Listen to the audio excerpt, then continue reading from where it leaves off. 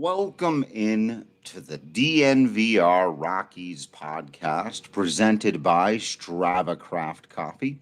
Remember to use that promo code DNVR20 because you'll get 20% off your entire purchase of that CBD infused and deliciously rich, potentially life-altering Strava Craft Coffee. I am your host, Drew Kreisman. I am the managing editor of DNVR Rockies.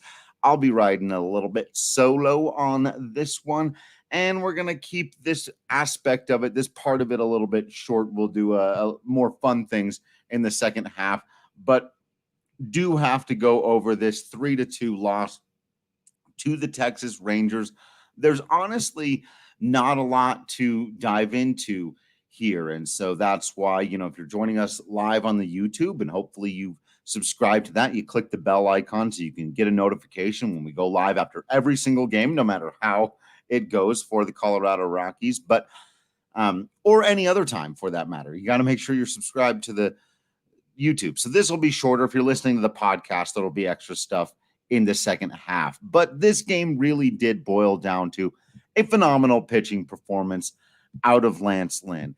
Yes, there are things the Colorado Rockies offense could have done, and in hindsight, and arguably probably even in foresight, should have done to combat this potential outing.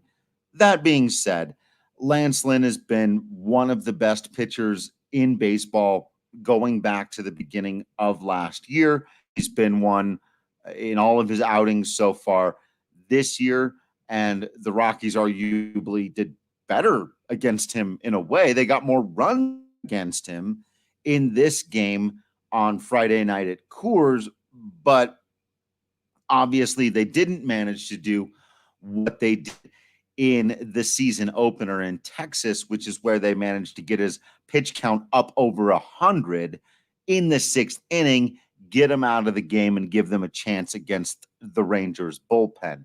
That was not the case this evening. The Rockies were not able to make that a reality, which is really too bad considering where the offense is now. I think that could have been a game changer. Well, it certainly would have been a game changer because after Lynn gave up those first two hits, and really the Trevor Story single to the left was the one, the swinging bunt from Garrett Hampson to open the game. The Rockies catch a little bit of luck in that first inning with Todd Frazier not being able to turn the double play.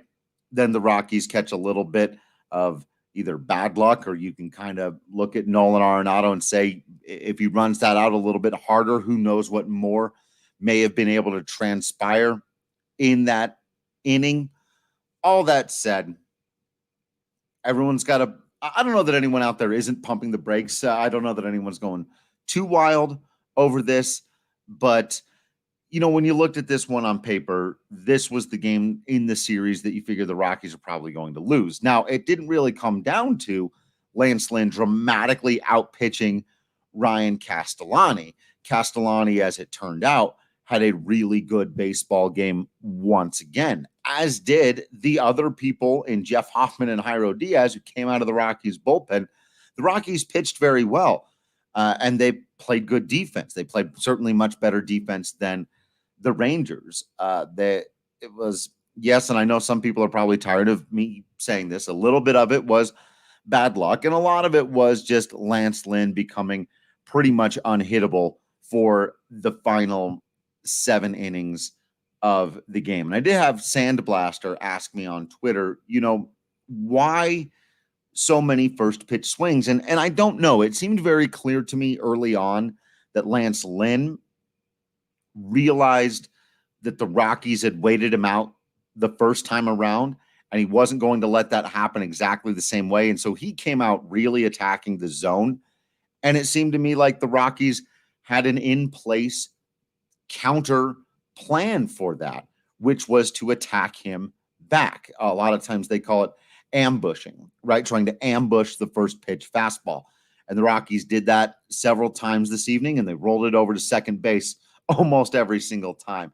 And so in an individual game, when you're trying to beat a great pitcher, I don't hate the strategy.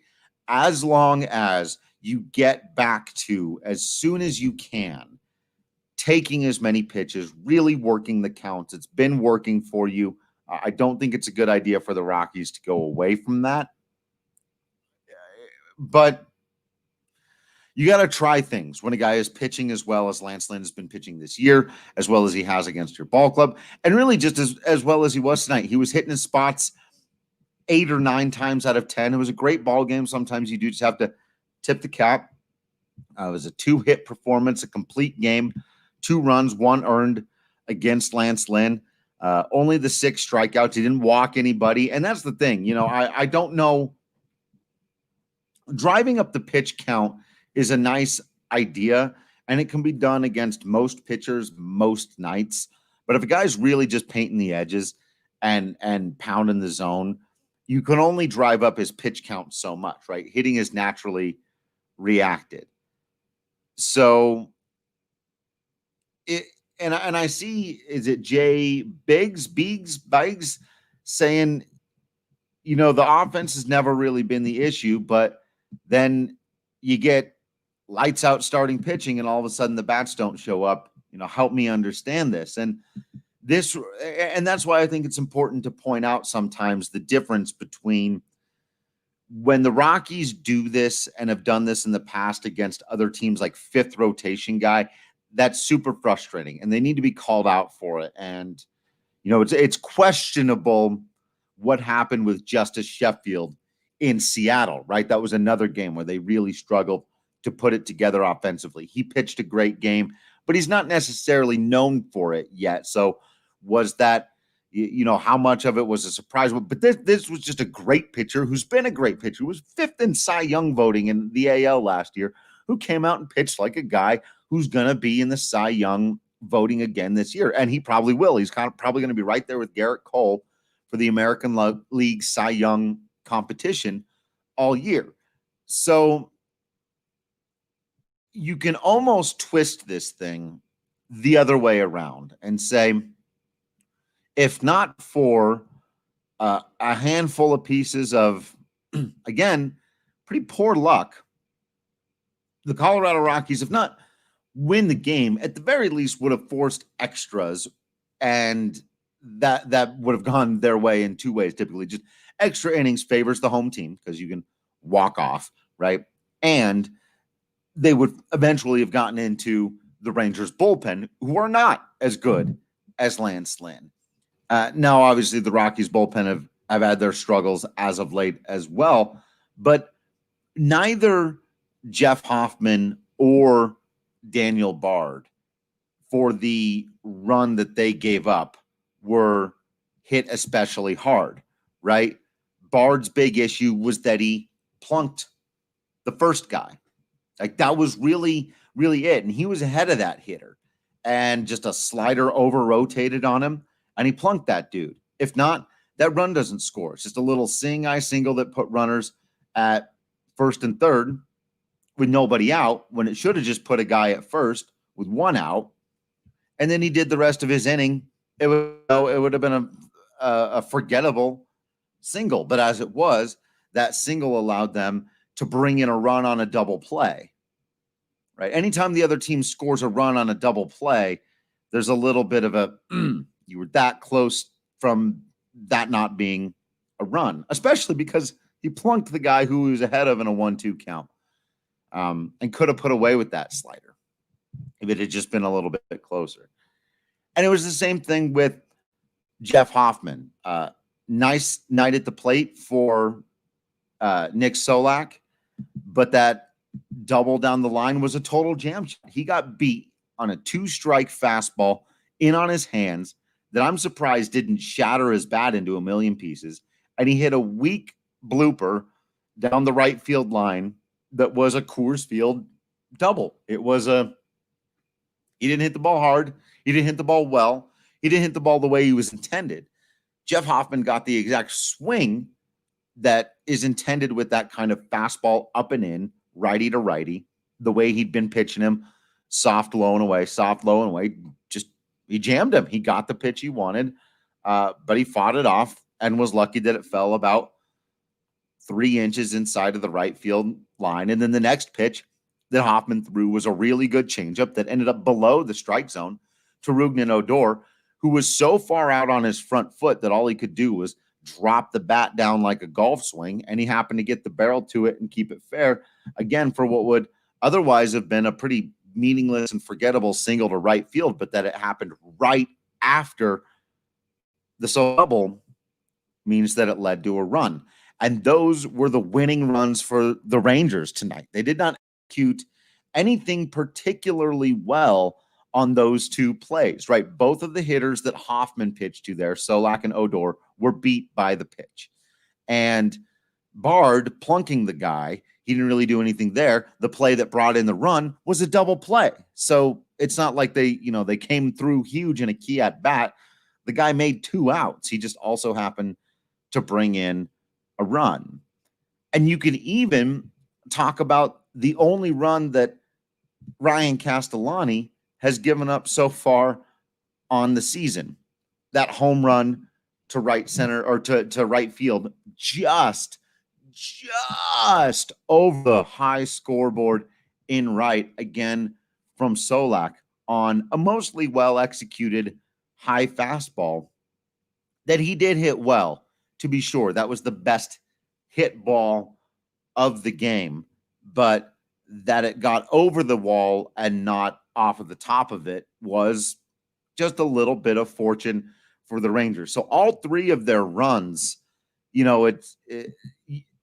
Castellani could have made a better pitch there. I will say he could have done more what Hoffman did on his pitch to Solak, both trying to do the same thing. They had worked him with soft stuff away. They had gotten him down strikes in both situations, and they're trying to come up and in with the fastball to either get him to swing underneath it or to totally jam him up and create a weak pop-up the way Hoffman did. It just happened to fall in, right? What Castellani did was he didn't get it quite inside enough. It was high, and it was up like at the very top of the zone. So still kind of a solid pitch, but a little bit more over the middle of the plate, which makes it easier to handle and take the other way, which is exactly what Solak did when he hit the home run. So good piece of hitting there from Solak on what wasn't a terrible pitch, but not an ideal pitch. And other than that, Colorado Rockies could win the game 2-0. Now, of course, you're saying, well, sure, if the Rangers don't make any defensive mistakes, that could have been a 0-0 game quite easily, and they could still be out there playing into the 10th and 11th, because neither offense really got anything like substantial going against either pitching staff. There were no big rallies. It was the complete opposite of what we saw in that Arizona Diamondbacks series. So it does look like I see that as well, Henry, that the Dodgers are up, and it looks like they're up 5-1 as I'm speaking to you now, and the Angels in the bottom of the 7th. Looks like they're going to come up here and tie the Rockies.